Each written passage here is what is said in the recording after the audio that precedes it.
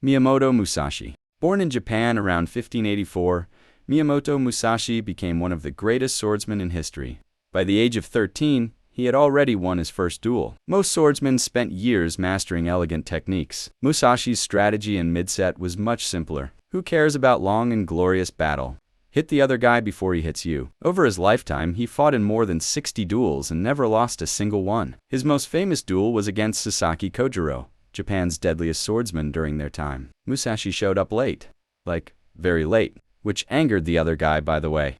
Then he beat Kojiro using a wooden sword he carved from a boat or on the way there. Imagine training your entire life only to get one tapped by a guy who used a heavy-ass stick he barely made during the commute. Musashi later wrote the Book of Five Rings, which is still studied after centuries. Simo.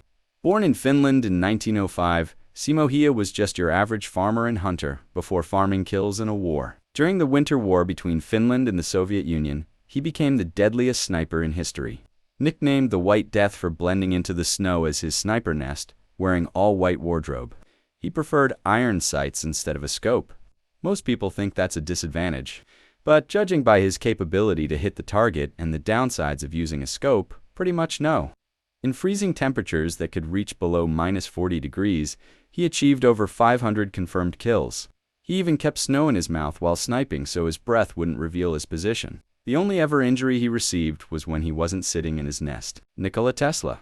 Born in 1856 in what is now Croatia, Nikola Tesla is the most talented inventor in the world. Tesla had an inhuman ability. He could visualize machines entirely inside his head. No sketches, no samples, entire machines. He would mentally build them, test them, and fix design flaws inside his head before creating them. If he thinks he can make it, he surely can. His inventions helped shape the modern electrical world. Alternating current, radio technology, and wireless concepts. These ran only through his head, all the way to reality. At one point, he claimed he slept only a few hours a day. Probably explains a few things. Jose Rizal. Born in 1861, Jose Rizal became the most important figure in Philippine history. Before coming of age, he was just an average who was obsessed with studying multiple things. The Spanish Empire thought they understood him, and he wouldn't go to such heights they wouldn't expect. They, in fact, did not. Rizal was a doctor, writer, scientist, sculptor, linguist, and an expert womanizer.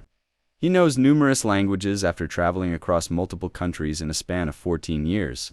Instead of fighting with weapons, even though he is also proficient in combat, he fought with a pen. His novels exposed problems in colonial society and inspired the hearts of his countrymen to fight for their freedom.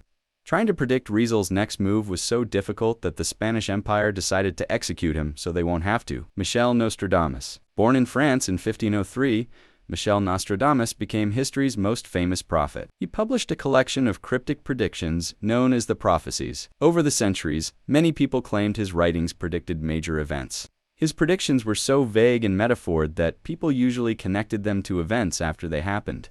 It's like shooting an arrow, and he knew people would draw the target themselves and make it hit. His most accurate prediction was the death of King Henry II of France from a jousting accident that pierced his eye. His reputation became legendary. Hundreds of years after his death, people are still arguing about what he meant, which is honestly the most successful prediction of all. Usain Bolt. Born in Jamaica in 1986, Usain Bolt became the fastest human ever recorded in history. As a kid, he loved sports and spent much of his time running.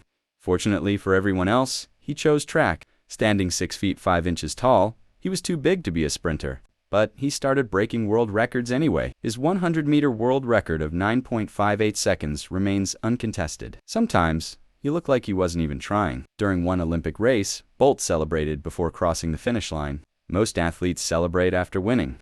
Bolt had enough spare time to do it while running. Socrates. Born in ancient Greece around 470 BC, Socrates became one of the most influential philosophers in history. Unlike many teachers, Socrates doesn't claim to know the answer, let alone say it directly.